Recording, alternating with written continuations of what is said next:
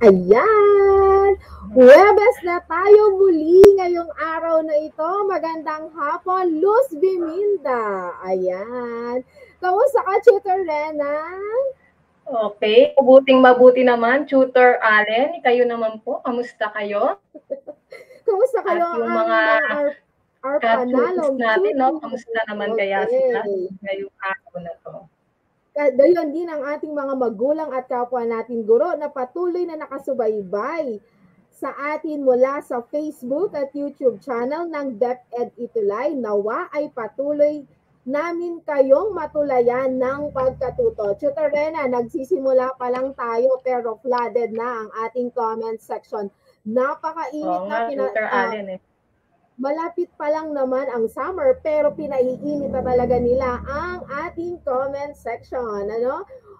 Mula talaga from Luzon, Visayas at Mindanao, ang dami na talaga nila. Oh. Flooded na sila. Hello sa inyo, sa mga bago nating mga chuties. Yan, nawa ay matulungan namin kayo sa inyong pag-aaral. Gayon din sa mga datihan na, sa mga bihasa na sa ating mga keyboard warriors. Hello, hello, hello pa rin sa inyo. Okay, so Tutor Rena, may babatiin ka ba? Okay, Tutor Allen, batiin ko lang ang aming mahal na paaralan, no? Kasi kami bukas ay magdidiwang ng ika-175 taon ng kapanganakan ni Cayetano Simplicio Don Arellano.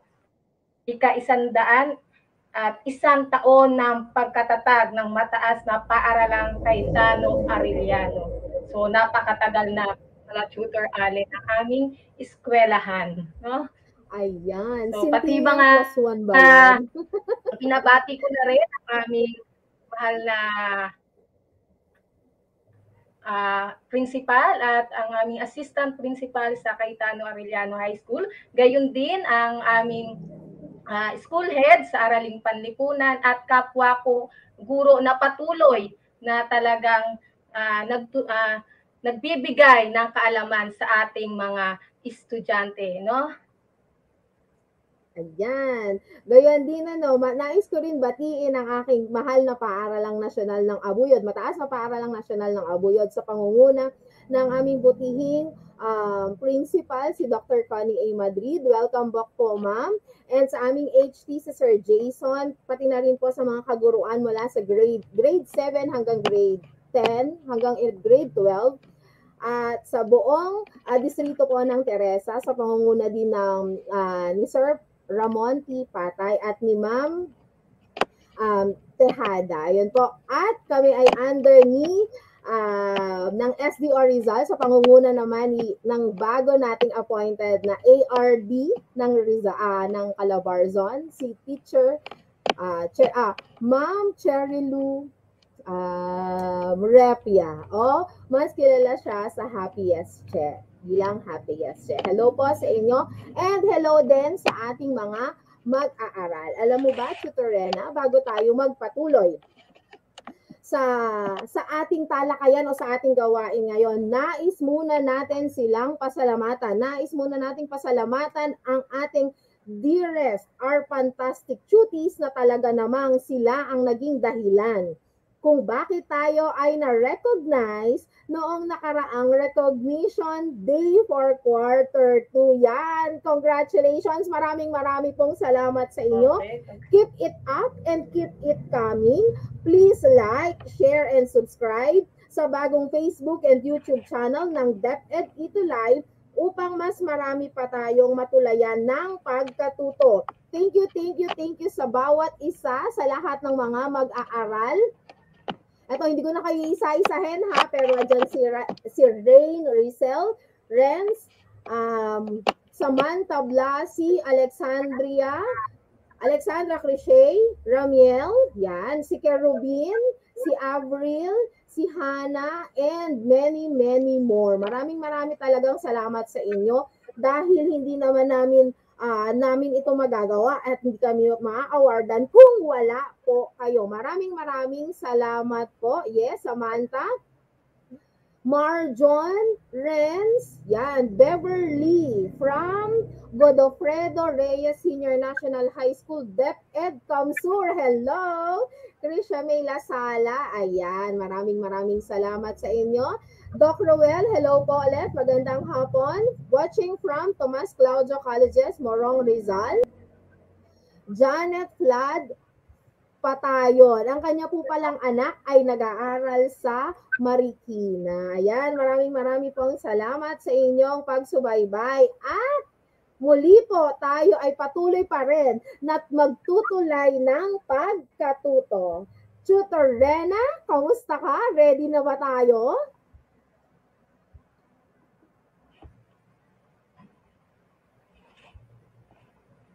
Ayan, dahil dyan, mukhang mahina ang signal ni Tutor Rena. Bago po tayo magsimula, ay kailangan muna nating balikan ang ating talakayan noong nakaraang linggo, yung iniwan nating gawain. Titignan natin kung meron ba talagang, kung merong sumagot ng ating gawain. Yan, ito yung gawain na yon.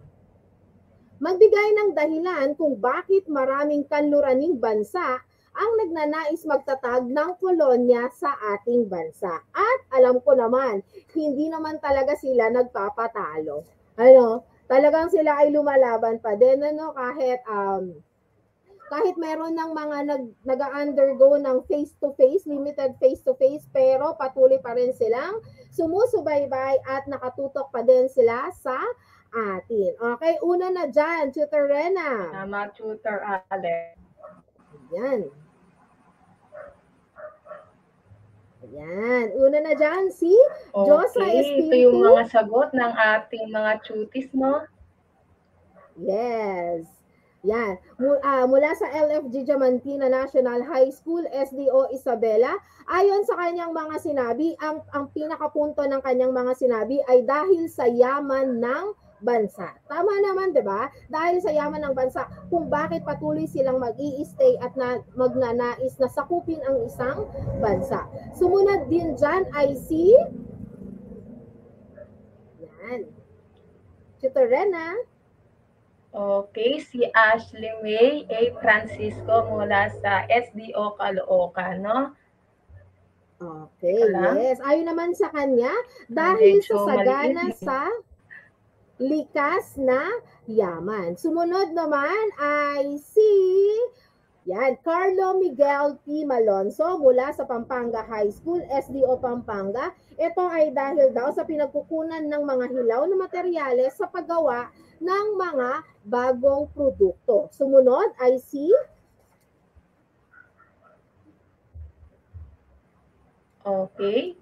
si Alrisa Seiden Tigasa, Pampanga High School, mula sa SDO Pampanga.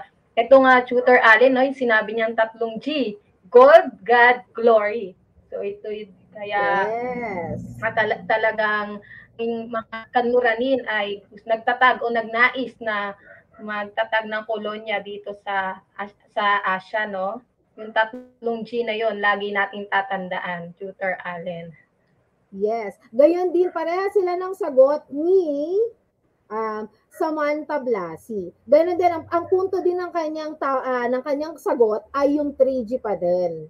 Ayun, karangalan, kayamanan, at Kristyanismo. Di ba? Sa kanya naman, tinagalog niya. Kung kanina, kay Alriza ay 3G, dito naman kay Samantha ay 3K. KKK. O, di ba? Okay, next, meron pa. Syempre, andyan din mabilis tanda. 3 KK. Yes. Meron din dito si Marvin Capulong mula sa Macabebe High School, SDO Pampanga. Ang pinag-uugatan naman ng kanyang sagot ay dahil sa merkantilismo. Okay, ito yung pagpaparami ng ginto at pilak upang masabi na sila ay mayaman. Sunod ay si yan. Okay, hindi magpapahuli ang artist na si Marge Ashkay mula sa Lelian SDO Caloocan. So, ang sabi niya dito, makikita sa Asia ang mura at masaganang sangkap na pampalasa. So, yung mga rekado na para magkaroon ng lasa yung mga ating niluluto, no? Ito yung dahilan kung bakit talagang ninais ng mga kanlurani na magtatag ng kolonya sa ating rehiyon ng Asia, no? Yes. Kaya muli maraming salamat sa inyo and congratulations sa lahat. Patuloy pa rin ninyo kaming suportahan sa mga susunod na gawain natin. Ano? At talaga namang napakahuhusay ng ating mga cuties. Kaya magpapahuli ba tayo? Dahil dyan ay magsisimula na tayo.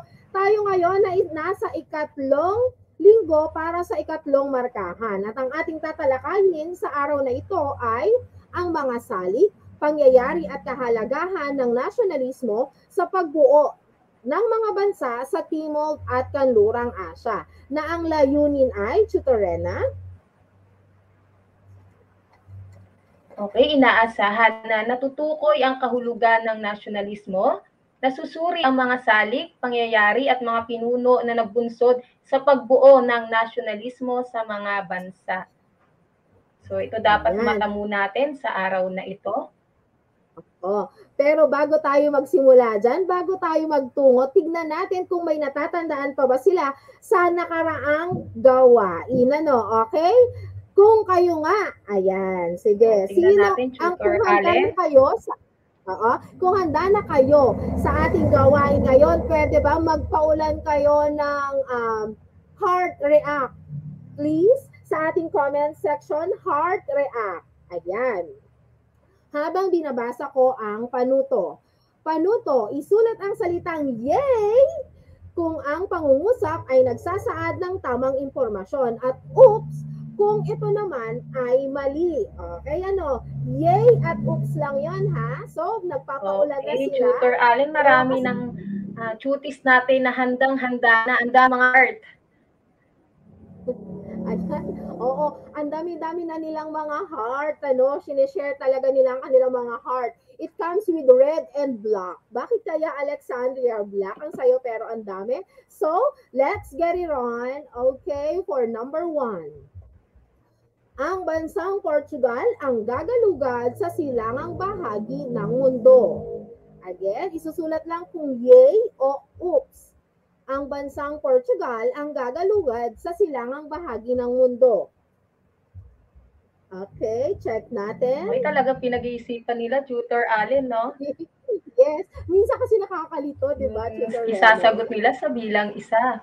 So, tingnan natin ang ating mga cuties sa ating comment section. Yes. Ito ba ay yay o oops? Okay, may nagsagot na. Tutor Allen, may sagot na si Kerubin. Yehey! Yes. Pati na rin si Andrea. Okay. Si Andrea, si Ren. Oo, may mga sagot na sila. Tingnan natin kung ano ang tamang sagot. Ayun, ang uhusay! Yay! Ang sagot. Tama kayo doon. Okay, tama ang kanilang mga sinagot, Tutor Allen. Next, ikalawa. Tutor Rina. Okay, dahil tama ang kanilang mga kasagutan, tingnan natin sa pangalawang bilang. Okay, pinakamahalagang paglalakbay ni Vasco da Gama sapagkat nalibot niya ang Costa Rica. Okay, ano kaya ito mga cuties? Yay o oops?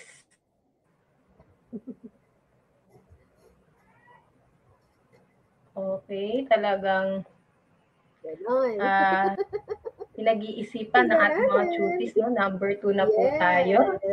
Yay tingnan natin sa comment section. Okay. May nagsagot na agad. Sagot na si Kerubin daw. Yan, si Kerubin, tsaka si Rain. Meron na rin. Oops. Ayan, at sunod-sunod na sila. Yan, mukhang merong nagsisimula pa lang tayo pero talaga mainit na ang kanilang mga pagbibigay ng kanilang mga kasagutan, ano? Okay, dahil ang tamang sagot ay oops, dahil ito ay ang Cape of Good Hope. Okay, next, number 3. Maliban sa Espanya at Portuguese, nakipagpaligsahan rin ang bansang Pilipinas sa paggalugad ng mundo. Yay o oops? Yan, tignan natin. Kasama ba ang Pilipinas sa May number 3 na tayo, no? Tingnan natin ang nakipagpaligsahan? kanilang mga kasagutan sa ating comment section. Okay, may sagot na si Kerubin. Nangunguna si Kerubin sa talagang warrior, Oo, no? eh. Keyboard warrior si Kerubin. Yes. Tignan natin kung ano ang tamang sagot. Ang tamang kasagutan ay, ayun, oops, dahil Pilipinas talaga ang isa sa mga nais nilang puntahan, hindi ito ang nakikipagpaligsahan. Ika-4 na katanungan, Tutorena. Okay. Pangunahing dahilan ng mga bansang Europeo sa paggalugad ay pakikipagkaibigan. Okay, yay Ayan. o oops? May sagot na May kagad napakabilis ni Kerubin. Oh, yung iba naghahabol pa lang sa 3 pero siya may sagot na agad. Okay? At tignan natin ha, dahil ba sa pakikipagkaibigan kung bakit nagnanais maggalugad ang mga bansang Europeo. Tignan natin, ang tamang sagot ay, ayan, oops, dahil ang talaga naman nilang goal ay para, magkaroon ng mas maraming kolonyang bansa. At para sa ikahuling katanungan ay kapangungusap natin, dahil sa Tratadong Saragossa, nakuha ng Portuges ang Moluccas na pinakamimithing lugar na pinagkukunan ng mga rekado. Ito ba ay yay o oops? Dahil sa Tratadong Saragossa o Treaty of Saragossa, nakuha ng kanilang Portuges ang Moluccas. Okay, si Kerubin, may sagot na yay. Yay daw. Yan. Tignan natin kung tama ang kanilang mga kasagutan para sa ikalimang pangungusap. Dahil ito ay, yay! Yon, congratulations everyone! Okay. Yan.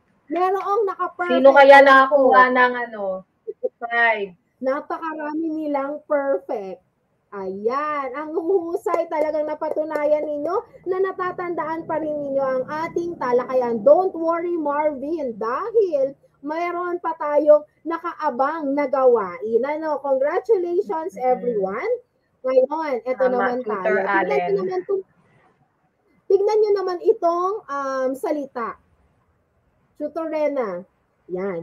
Ano ang pumapasok sa inyong isipan kapag nakita ninyo ang salitang nasyonalismo? Nakita o narinig ninyo ang salitang nasyonalismo? Yan. Sige nga, pakilagay nga sa comment section kung ano yung pumapasok sa inyong isipan. Congratulations, Josa, Janet. Full credit daw sa mga keyboard warriors natin. Mula kay Ma'am Janet. siya yung nasa kasagutan na si Tutor Allen, no? Yes. Damdaming makabayan, pagmamahal sa bansa, may pagmamahal sa bansa din po, pagmamahal sa isang bayan, sa isang bayan. Yes, ito nga ay yung sabi dito, itong pinakamahabang nabasa ko dito. Sabi ni Marvin Capulong, ang nasyonalismo ay isang katangian na dapat taglayin ng isang tao. Ito ay tumutukoy sa pagmamahal at pagmamalaki sa sarili mong bayan o pagiging makabayan. Di ba? Masustansya ang kanyang kasagutan. Salamat, maraming salamat, Marvin, sa iyong idea. No? Hindi lang siya idea, talagang kabuuan siya ng salitang nasyonalismo. Dito may papakita ang manifestasyon ng nasyonalismo ay, yes, pagtatanggol, pagmamahal, pagpapahalaga, pagkakaisa, pagtangkilik, pati na rin ang pagiging makatwiran at makatarungan. Pero, nababasa nyo rin ba o pumapasok din ba sa inyong isipan ang mga salitang ito o ang mga katagang iyan? Ayan. Meron dyan pananakop, pagpapasailalim sa kapangyarihan at pangingikil. Tutorena. Ano kaya ang mga salitang iyan? Ano ang dulot ng salitang yan? Kaya lumabas, Tutor Allen, yung pagiging nasyonalismo kasi ito yung nararanasan mga taong nasakop sa ilalim ng kapangyarihan. So talagang kaya ito yung lumabas yung damdamin nila sa pagiging nasyonalismo nila sa kanilang bansa dahil sa kanilang nararanasan. Naranasan, no, Tutor Allen? Dahil iyan yung mga salita na nag-usbong o ito yung nagbumuhay sa pagiging nationalistic ng mga tao o ng mga mamamayan ng bawat bansa. Dahil tama ka doon, Tutor Rena, naranasan nila ang pagsasamantala, pagpapahirap at pagmamalupit. At ang pinakamahirap pa dito, ang pinakamabigat na naranasan nila dito ay ang pagkawala ng kanilang kalayaan. Okay, kung titingnan natin, di ba? Akala natin ang nationalismo ay puro positibo lang. Pero meron din palang dahilan. Kung merong negatibo na naging dahilan naman para magkaroon ng positibo. Di ba? Di ba sa math yata yun, pag positive plus negative is equivalent to negative? Pero dito sa AP, pag positive plus negative equals positive. Kasi merong mga nangyayaring positibo after makaranas ng negatibo. Okay, dahil dyan, tunghayan natin ang dahilan sa pag-usbong ng nasyonalismo sa Timog at Kanlurang Asya. At ito ay pasisimulan na natin sa bansang India. Ano ba ang dahilan? Bakit nagkaroon bakit ninais nilang maging malaya? Okay, una na dyan ang ayan, Tutor Rena. Okay, dahil dito naranasan nila ang mga patakarang hindi angkop sa kanilang kultura tulad ng sate at female infanticide. Pangalawa, hindi pantay na pagtingin sa kanilang lahi o racial discrimination. So ito tayo, Dr. Allen, sa tinatawag na sati at female infanticide, no? Kung bakit talagang ito yung dahilan bakit umusbong yung pagiging nasyonalismo nila. So, kasi pag sinabi natin female infant, ito yung mga batang babae, kailangan patayin, no? Ito yung kultura kasi nila. So, naranasan nila na hindi dapat mangyari sa kanila to. Dapat na yung gantong kalkaraan o kultura na talagang hindi dapat nila nararanasan. At yung tinatawag nga na sate, tama ba, Tutor Allen, na kapag yung lalaki, asawa nila ay namatay, sasama rin yung asawang babae sa libingan? Yes, Tutor Rena. Okay, tama ba, Tutor Allen? Yes, susunugin. Oo, susunugin. So parang nakakatakot, Tutor Allen, no, kung ikaw yung nasipatay mo. Oo, kasi nga, ito ay pagpapakita ng walang karapatan ang mga kababaihan. Kumbaga parang under pa rin talaga sila. Ayon sa kanilang kultura, under pa rin ang mga kababaihan ng mga kalalakihan. Iyon ang dahilan kung bakit, kung titignan natin, mapapansin natin, talagang walang say ang mga kababaihan. O di ba susunugin pa sila, no? At isa pa dyan, meron din silang mga pinagdaanan o mga kinasangkutan na mga labanan. Una dyan ang Rebelyong Sepoy. Ito, maraming Sepoy o mga sundalong Indian ang tumangging gamitin ang rifle na pinaniniwala ang nilagyan ng langis na mula sa baboy at baka. Bakit ayaw nilang gamitin? Una, dahil hindi kumakain ang mga Muslim ng baboy at ikalawa, ay dahil ang mga baka naman ay sagrado para sa mga Hindu. O isipin mo yan, syempre, kasama pa rin to sa kanilang kultura, Tutor Rena. Kaya talagang sila, parang pinanghahawakan nila yung kanilang kultura.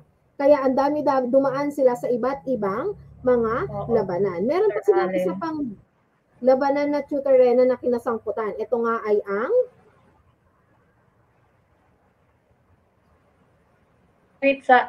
Amritsar Massacre. Ipinag-utos ni Colonel Reginald Dyer na magpaputo.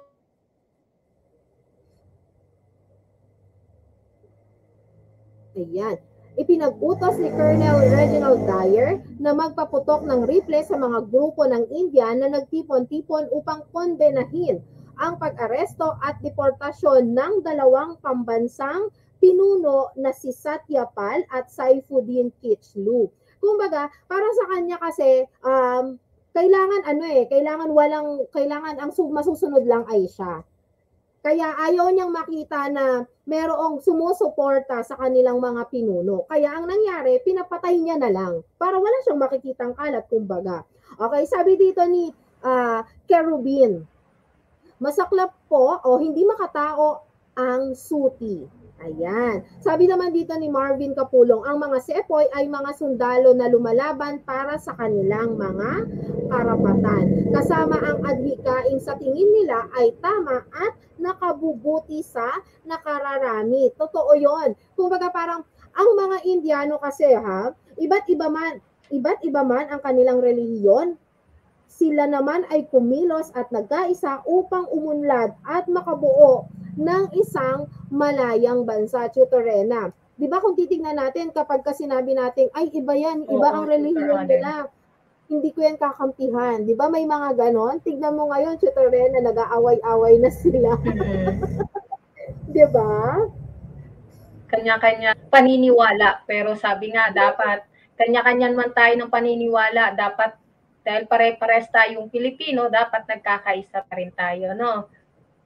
True. Yun yung ginawa ng mga Indiano noong panahon na yun. Yes. So, oo, hindi nila tinignan na magkaiba sila, pero natanggap nila na magkaiba sila, kaya hand in hand silang nagtulungan. Oo. Unite as one, sabi ni Tutor Je. Hello, Tutor Je. Ayan. Tunghayan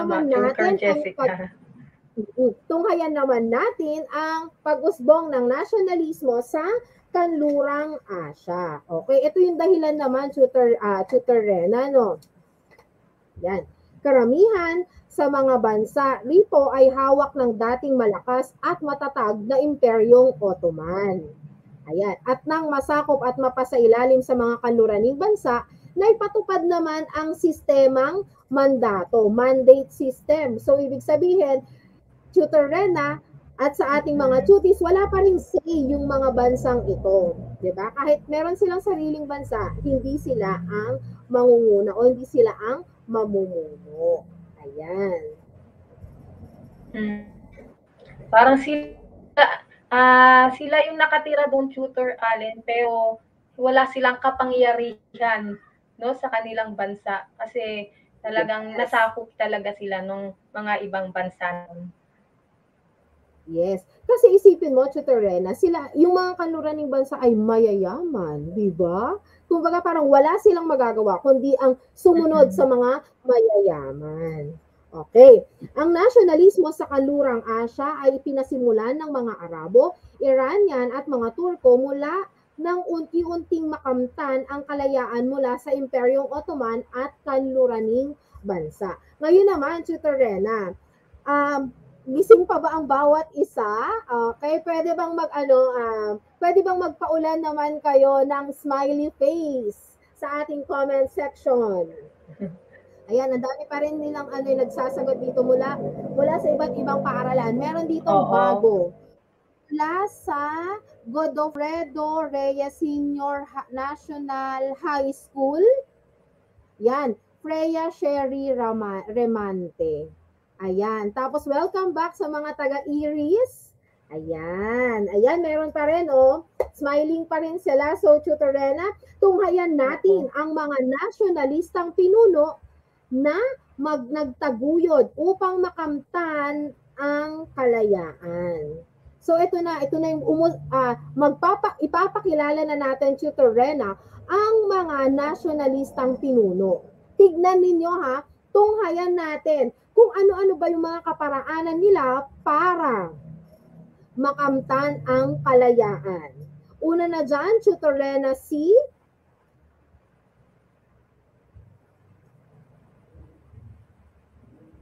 Okay, kilala nyo ba to, mga cuties? Okay, siya si Mohandas Karamchand Gandhi o si Mahatma Gandhi. Siguro nakikita nyo na siya sa YouTube, no? O kaya sa Google, pag nag-Google kayo, no? Mahatma Gandhi Hindi ay nakilala sa tahimik at mapayapang paraan ng pakikipaglaban o non-violent means. Okay? Ipinakilala ang civil disobedience. Oo, si Okay. Mahatma Gandhi. Yan. At isa pa, Tutor Rena, tinuruan niya ang mga mamamayan na humingi ng kalayaan na hindi gagamit ng karahasan dahil naniniwala siya sa ahimsa o Oo. lakas ng kaluluwa at satyagraha sa pakikipaglaban. O ano siya ha, non-violent means. Tapos meron pa siyang civil disobedience. Meron pa ditong ahimsa. Oo. Plus, isinagawa din niya, ito pa yung pang-apat ha, feeling ko ito, hindi ko to kakayanin. Isinagawa niya ang pag-aayuno o hunger strike upang makakuha ng atensyon mula sa mga Ingles. So kung titignan natin, ang dami niyang mga kaparaanan. Pero yung mga kaparaanan niya, Tutor Rena, di ba, mapapansin mo, gumamit ba siya ng dahas, Tutor Rena? Hindi Tutor Allen no? Kaya siya yung tinaguriang ama ng kilusang kasarinlan ng India. No? Kasi ginugol niya yung kanyang buhay para wakas pananaw. Nagbunga naman. Nagbunga ngayon, oo, totoo. Nagbunga naman yung kanyang pagiging hindi marahas. Nagbunga yon. Ito ay noong August 15, 1947, nakamit ng India ang kanilang kalayaan. Ayun oh, iba't iba ang proseso at pamamaraan ng mga pinuno, pero sa kanya yung pinakatahimik. At dahil doon naibigay din naman sa kanila ang kanilang hinihingi na kalayaan. Ayan. Sunod naman dito, isa ring nasyonalistang pinuno ay si Muhammad Ali Jinnah. Siya naman ay kinilala bilang ama ng Pakistan. Namuno sa Muslim League na naglalayong magkaroon ng hiwalay na estado para sa mga Muslim upang maiwasan ang magkaibang pagturing sa mga Muslim at Hindu. So, ibig sabihin, magkaiba man ang kanyang mga nakakasama o nasasakupan, gumawa pa rin sila ng kaparaanan para ang pagturing sa magkaibang lahi o magkaibang relihiyon ay pantay pa din. Okay? At dahil dyan, ay ipinagkaloob ang kalayaan ng Pakistan noong August 14, 1947 at kinilala si Muhammad Ali Jinnah bilang isang Quaid-i-Azam o great leader. Okay. Ayan. So, kung titignan ninyo, kayo ba, mga cuties, kung kayo ang magiging leader, thumbs up kung ang gagamitin nyo thumbs up kung ang gagamitin nyo ay dahas. Heart kung ang gagamitin nyo naman ay mahinahon na kaparaanan. Sige nga, patingin nga kung thumbs up. Pag thumbs up, dahas ang gagamitin. Heart naman kung sa mahinahong pamamaraan ninyo, pamumunuan ang bansa. Ayan. Thank you, Kerubin, sa iyong kasagutan. Gayon din sa iyo, Marvin. Ayan, talagang mahirap yata nating sabihin na kailangan puso ang gamitin. Pero matutunghayan pa rin natin ang iba't ibang kaparaanan nila. Sunod naman dito ay si Mustafa Kemal Atatürk. Ayan. Siya ay unang presidente ng Republikang Turkey. Isa siya sa hindi pumayag sa kasunduan ng Italy at France na hatiin ang Turkey. Ayan. Ayan. Yes, tama ka doon, Marvin. Hindi lahat ay kailangang daanin sa dahas. Gayon din si Kemal ay nang maging republika ang Turkey, nagpatupad ng mga programa at reforma na naglalayong bumuo ng progresibong estado. Kaya't siya ay tinawag na ama ng mga Turko. Yung salitang ito, Atatürk, ang kahulugan kasi niyan ay ama ng mga Turko. So, talagang kung meron kang ginawang kabutihan, kung namuno ka ng maayos at hinayaan mong maging maunlad ang iyong estado, talagang ikaw ay tatawagin na isang ama. Diba? Ayan. Meron pa diyang kasunod. Ito nga ay si Ayatollah Ruhollah Musari Khomeini. Ayan, ang haba, di ba? Pero kung titignan niyo siya, ang tapang-tapang niya, parang ang tapang ng mukha niya. Pero, siya ay naging aktibo sa larangan ng politika noong 1962.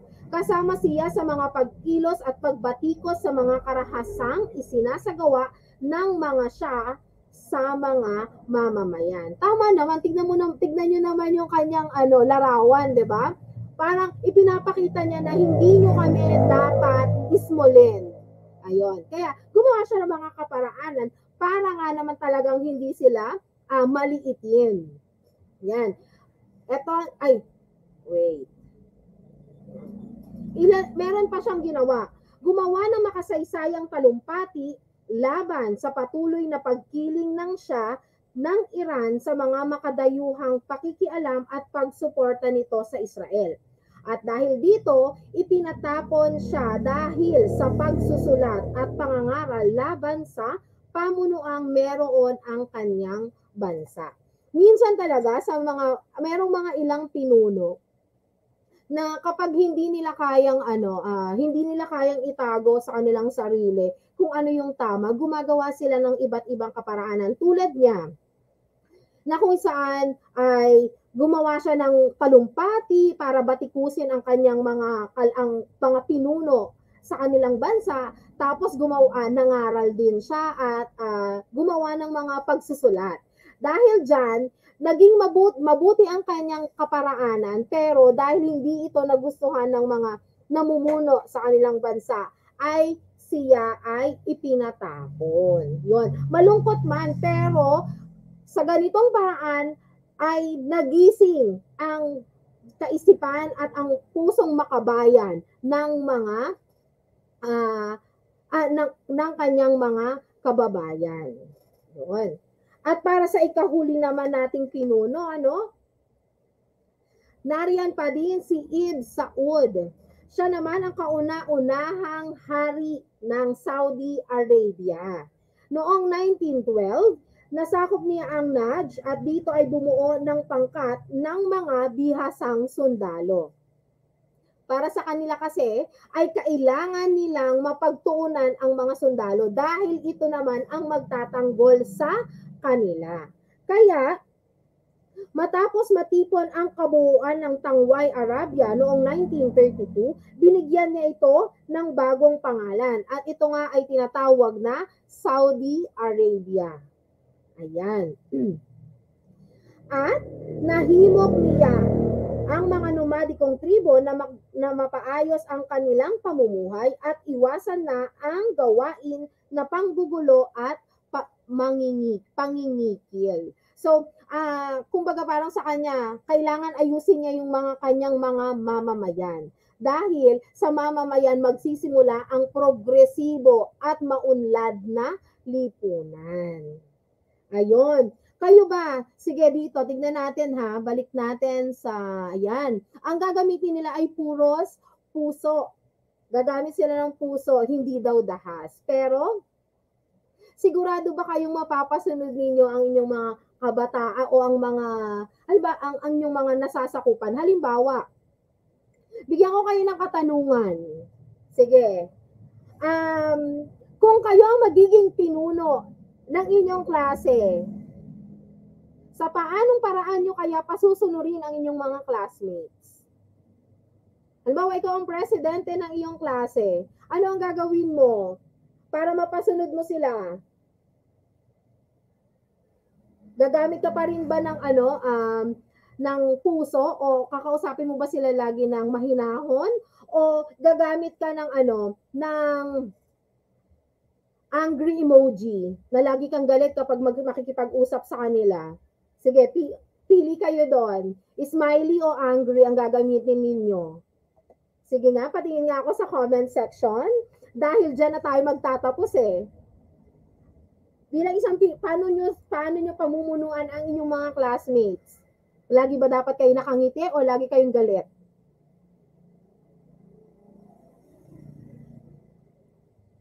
Ayan, sabi dito ni Renz Guyver, maayos na usapan kasi hindi ka po nila ihahalal kung di ka nila nire-respeto. Ang husay naman ni Renz. Yan, sabi naman ni Rain, Rizel, gamitin lagi ang puso. Okay. O, tapos, sabi ulit dito ni Marvin, kung mabibigyan man ako ng pagkakataong maging pinuno, isa sa aking gagawin ay maging mabuting pinuno sa pamamagitan ng paggawa ng tama, paggawa ng patakaran na makabubuti sa aming paasilid-aralan. Ayan, ang huhusay talaga nila, oh. Talaga, daw, sabi naman ni Marge, dapat daw lagi siya nakangiti. Yes. Na, dapat, lagi niyang tatandaan, ha, hindi tama na lagi tayo nakangiti, pero make sure na susunod sila. Kaya kailangan, bukod sa pagngiti natin, ay kailangan nating patunayan sa kanila na dapat nila tayong sundin. Ayan, congratulations everyone. So, handa pa rin ba kayo? Kung handa pa kayo, pwede bang magpaulan ng like? Like naman. Kanina puro heart. Ngayon naman ay like kung handa pa kayo. Yan. Sabi na din dito ni Kerubin, matuto tayong makinig sa bawat isa upang malaman natin ang puso ng bawat isa. Hindi madadaan sa sindak at galit ang pagiging pinuno. Tama ka doon, Kerubin. Ayan, dapat gawin lagi ang makabubuti sa mga kaklase. Ayan, dahil handa pa sila at maraming salamat sa inyong mga kasagutan, ay magpapatuloy na tayo sa ating gawain. Una na dyan, ito. Isulat sa comment section ang inyong sagot sa mga katanungan. Gawing gabay ang mga letrang nasa loob ng kahon. Yes, Ira Quaresma, hello, watching from Bagnos Integrated School. Unang tanong, pagpapatiwakal ng mga biyudang babae at pagsama sa libing ng mga namatay na asawa. Ano kaya ito? Yan, pagpapatiwakal ng mga biyudang babae at pagsama sa libing ng namatay na asawa. Yes, tama kaya si Kerubin? Si Carlo? Ayan. Alexandria, Rain, Marvin, yes. Check natin kung tama ang kanilang kasagutan. Okay, ito ay Sati. Tama rin ang sagot na Suti. Ayon. English word yun eh. Ikalawang katanungan. Katutubong sundalong Indian. Katutubong sundalong Indian.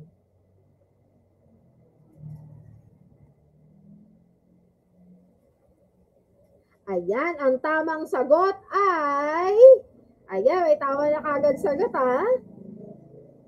Ang tamang sagot ay Sepoy. Ayan. Ikatlo, rehiyon sa Asya kung saan kabilang ang India at Pakistan. Rehiyon sa Asya kung saan kabilang ang India at Pakistan. Ayan, tignan natin kung tama kaya ang kanilang mga kasagutan. Ang tamang sagot ay... Okay, Timog, ang huhusay talaga. Sunod, binubuo ng mga katutubo at katangi-tanging kaugalian, paniniwala at mga batas sa isang bansa. Okay. Binubuo ng mga katutubo at katangi-tanging kaugalian, paniniwala at mga batas sa isang bansa. Tama kaya siya? Tama kaya sila sa kanilang mga kasagutan? Okay, ang tamang sagot ay... Ayon, kultura. Ikalima, tumutukoy sa hindi pagsang-ayon ng isang tao sa isang bagay o ideya. Tumutukoy sa hindi pagsang-ayon ng isang tao sa isang bagay o ideya. Ayan, may tama na agad ah. Talagang ang bilis ni Kerubin. Ayun, nakaka-excite always. Ayan, ang tamang sagot ay, ayan, pagtutol. Ika-anim. Ito ang pangunahing manifestasyon ng nasyonalismo. Ito ay ang pangunahing manifestasyon ng Nasyonalismo. Okay, mahuhulaan kaya nila ang tamang kasagutan? Mukhang mahaba eh. Ay, kasi lesson ngayon nila Carlo Miguel. Ayun, ang galing. Yan, maraming salamat, Carlo, ha. I-share mo pa rin ito sa inyong mga classmates at sa iyong mga kapitbahay, kaibigan. Ayan, ang tamang kasagutan ay pagkakaisa. And last question, damdaming makabayan na maipapakita sa matinding pagmamahal at pagpapahalaga sa inang bayan. Ano kaya ito?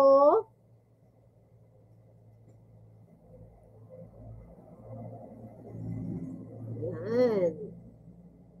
Meron ulit tayong bago, Aaron Clever Condino from Bagnos Integrated School, SDO Isabela. Yehey! Ang dami, dumarami na kayo. Ipagpatuloy lang natin ito. Ano? Okay, ang tamang kasagutan, tama kaya si Trina Dayandante? Tignan natin kung tama ang kanyang sagot o ang kanilang mga sagot. Ito ay yehey! Nasyonalismo. Ayun, ang huhusay, talagang napakahuhusay. At are fantastic kayo mga cuties. Dahil dyan, I love you all. Ganon. Congratulations everyone. Meron pa akong isang gawain, iiwan na gawain para sa inyo. Ayan. Gumuhit ng isang paglalarawan tungkol sa kasabihang nasa ibaba. Ay, ayan. Yehey! Perfect ulit. Si Marvin, si Carlos, si Samantha. Congratulations, Alexandra. Ayan, and Marge. Congratulations, everyone. Ito naman ang gagawin ninyo para sa susunod na linggo. Gumuhit ng isang paglalarawan tungkol sa kasabihang nasa ibaba. Ito, mas malakas ang puwersa ng walang karahasang lumaban. Malaya sa poot at walang armas na kailangan. Mula ito kay Mahatma Gandhi. Again, mas malakas ang puwersa ng walang karahasang lumaban. Malaya sa poot at walang armas na kailangan. Mahatma Gandhi. Ayan, congratulations everyone! And congratulations sa mga naka-perfect. Kahit hindi kayo naka-perfect, perfect kayo sa aking nag-iisang puso. Maraming salamat sa patuloy ninyong pakikiisa at pagsubaybay. Till next week ulit, ano? Yan, dahil dyan, yan. Kami pa rin ang inyong Webest, our panalong tutors, para sa mga our fantastic cuties namin at sa aming mga taga-subaybay. Ayan.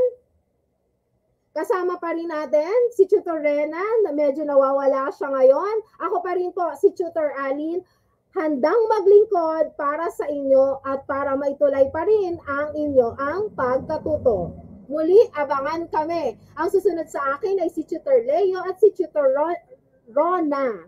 Patuloy na i-like, ayan, at i-share at mag-subscribe sa Facebook at YouTube channel ng DepEd Itulay.